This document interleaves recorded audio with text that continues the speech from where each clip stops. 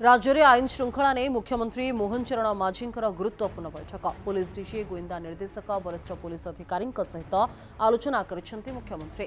बैठक में विभिन्न जिलार एसपी उपस्थित रही राज्य में आईन श्रृंखला परिस्थिति नहीं आलोचना करिसेंती नुआ मुख्यमंत्री मोहन माझी।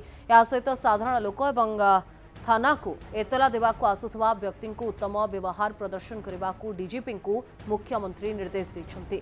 जुलाई पहलू नुआ आईन लागू होगा बेले संपर्क में आलोचना कर राज्य अतिथि भवन में मुख्यमंत्री कार्यालय में यह बैठक अनुष्ठित होती।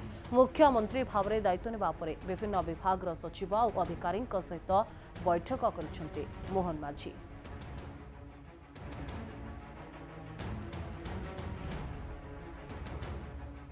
आज आम माननीय मुख्यमंत्री को आमर जिते सब सीनियर ऑफिसर अच्छा पुलिस हेडक्वार्टर और कटक भुवनेश्वर समस्ते भेटी गोटे कर्सी कल थी सहित विभिन्न जिन आलोचना है पुलिस स्थिति उपर पचारे विशेषकर जनसाधारण को गुणात्मक सेवा देवाई से कहते लोकों सेवा करने जो मैंने थाना को आसपा कंप्लेंट को शुणापी एवं लोकों प्रति भल व्यवहार करने माननीय मुख्यमंत्री आमको निर्देश देले से हिसाब से आम समस्त जनईदेबू।